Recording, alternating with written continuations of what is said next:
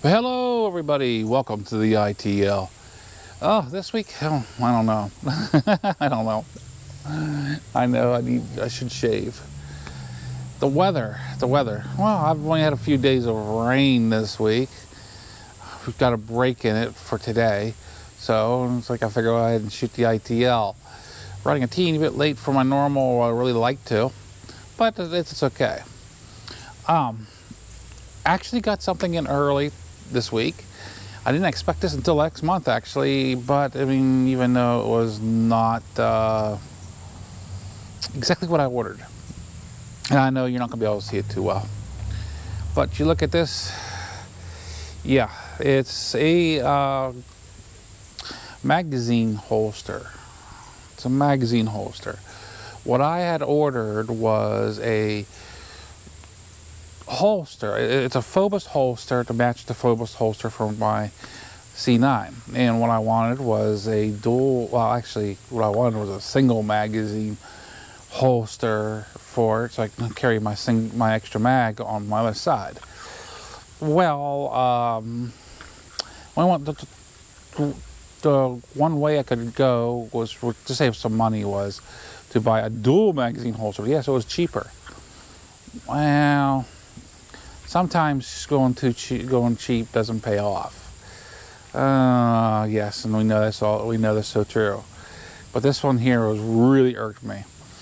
And yes, I actually pre-showed this to my closer friends. Actually, there's a Hangouts with, and yeah.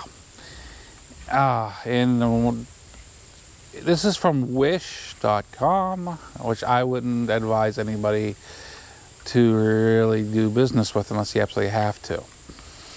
And this is why. So, yeah, well, you got a holster. Yeah, this ain't what I ordered. This is not a two magazine holster. This doesn't even come close. The only thing that comes close is, yes, it's from Phobos. It's made by Phobos, which makes it a really nice holster in my eyes. And it does hold a magazine. That's the closest that it gets to being what I ordered. If you look at this, I don't know if you can see it too well because the lighting in there, I'm too far away. This holds, there's a single holster. A single magazine holster on this side. This side, you see it's kind of funny. Well, if you haven't guessed, that's for handcuffs. And then, of course, you guys can't see it too well. This is for a double-stacked magazine. The one I ordered was for a 1911 single-stack. The reason I wanted the 1911 single-stack is because most of the 1911 holsters will actually work with the high-point holster magazines. They are the single-stack magazines. They're a lot like the 1911s, and they do work well with them. But this is a double-stack for like a Glock 9mm, and I know it's 9mm for a fact because my magazine actually fits side to side. It just, you can fit two of them in the same holster if it wasn't for the end caps. I mean, the room's there. And I contacted Wish, and they haven't gotten back with me about it. The seller, they're not going to get back with me. And to be honest with you, I'm not looking that they ever would get back with me. I mean, to be honest with you, this holster, if you look it up on Phobos, this holster is actually the one I was wanting to get. They're about the same price, right around $24, $25. I only paid $7 for it. So you say, well, why? What you crying about? Well, it's not what I ordered.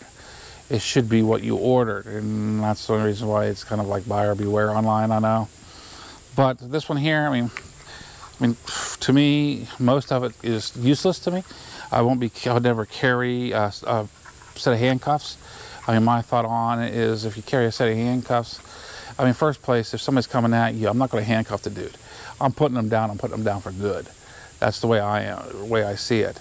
Handcuffs are more for perverts that are looking to do other mischief. And I ain't going to get into that on this channel.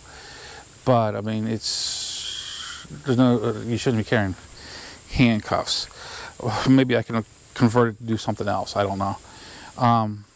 But I have thought of ways, since they're not getting back with me, that I can modify the double stack holster to work with what I wanted to work with, and make it do the job I wanted to do. And this does have the adjustments. This has an adjustment screw right here for tension, and it basically squashes this little rubber, what do you call it, O-ring, space or whatever, to give it more tension on it. And hopefully I won't have to drill or anything into it, so it'll retain, because Phobos holsters does have a lifetime warranty on them. I don't want to modify the holster in any way to destroy that warranty. I just have to do other ways around it, and I think I've figured out a way of doing that. But yes, it's buyer beware. Buyer beware. Still waiting on my RAM. It should be here any day now. I've been saying that for a week now, but it should be here any day now, and that way hopefully I can get the other my Linux build machine up and running on 2 gigabytes of RAM, and I can see how well it does on that. And hopefully I won't need any more than that. Will it ever be a video machine? No, not really. I'll come to the conclusion with that, and I'll tell you how I came to the conclusion on it with that, which was right after I shot the ITL. I had it rendered down and put up. For last week, I was rendering a less than 5 minute video, and it took 6 hours and 30 minutes to render down. And I didn't change any settings that I had. I mean, the exact same settings that I've always used. The only difference was, well, Windows had put an update on it without me asked me if it was okay or not.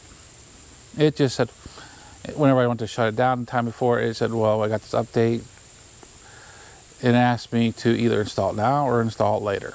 There is no say no. And so I went ahead and put up, and it made it so it was 6.5 hours of rendering. Well, that irritated me. That irritated me big time. And I'm like, no, Windows is not in control of my machine. And due to what I mentioned last week, I said, I'm done. I'm done with it. So I went up online and downloaded Ubuntu Mate yet again, except for in the 64-bit version, because my laptop's 64-bit. And I put it on my thumb drive and I installed it. For this last week, if you haven't watched the videos, the Tuesday video, the one that actually released on Tuesday, that was rendered down with Windows and then with those Sony Vegas. That was created with that. Everything after that this week, I've actually been using the Linux Ubuntu Mate as the operating system, and I've actually been using Shotcut for the editing program. I did try Kdenlive, which it's a good program. Don't get me wrong. There's nothing wrong with that program. It's the operator. Whenever I rendered the video down, it was all fuzzy and blurry. And all that is the choice of how to render it. That was my wrongdoing. There's so many choices, I didn't know what to pick, really. And I found Kdenlive, it doesn't have as many choices to it. So it's you might say, well, then it's not as good. It's still a job for me. From what I'm seeing on it, it's got things you can't do. Well, they don't have the choices to do on Kdenlive. Not to say you can't do it, it's just not pre-made for you, and vice versa. I mean, it goes back and forth. It's a trade-off. But I'll be experimenting with the Kdenlive definitely, and getting the rendering, what the settings I need out of it for it, and then probably more likely keeping both of them on there, because there is things that I like to do on the Shotcut that it's just difficult to do with Kdenlive. But either one, either flavor is actually good in my eyes. The Shotcut's a little bit,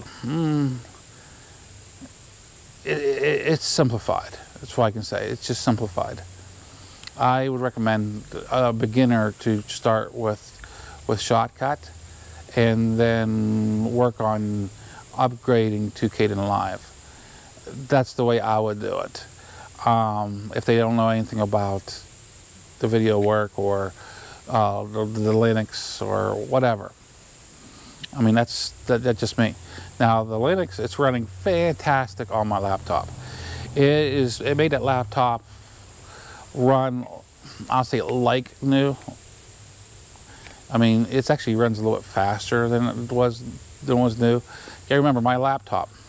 You know, most of you guys will know this, but my laptop is a lightweight laptop, and it's 4 or 5 years old. It was never really built to do video work, but I made it do it. It's a dual 1.4 gigahertz processor. It's not hefty for video work, and it only has 4 gigabytes of RAM in it. Still, it can do it. It's just not heavy enough to really do video work. So, like a 10-11 minute video, it's going to take me an hour, hour and a half to render. It really depends on the movement, how much activity's in the video. I mean, that all takes some play too. So, I mean, it'll do fine. It'll do fine for me. But yeah, it's kind of the Linux movement. I only have one more machine of mine that is running Windows, and I'm going to be keeping that on Windows on live support, offline, of course, so it doesn't upgrade itself. But that's going to be basically my firmware machine, where I can take my cameras to check the firmwares. I can take my my Cena, check the firmwares, whatever it needs to be done. I can take it right to there. I can hook it up on the internet just long enough to check to see if the firmware is good, then turn off the internet, take it off the internet. That is what it's going to be used for, and also it is my security machine. And one of the big reasons why I'm not turning that onto Linux is because it's got a set of video capture cards for my cameras that the chipsets on them are not supported by Linux. The drivers, they're old. The drivers were just never created for them. And I've seen people asking for them online, and they were just never made. They weren't a popular chipset, so they weren't. So why make them? And I can understand that. I can truly understand that. So now there is, after this series was made, I mean, a short burst of these video capture cards were made, the company actually upgraded the chipset, and there was drivers made for those, just not these ones. My luck, but it works. It works the way it is, and I can keep working on the way it is. But yeah, I mean, I really, if somebody would ask me about Linux, I really say, oh, it's awesome. It's awesome. Do they have drivers for your machine? That's for you to find out.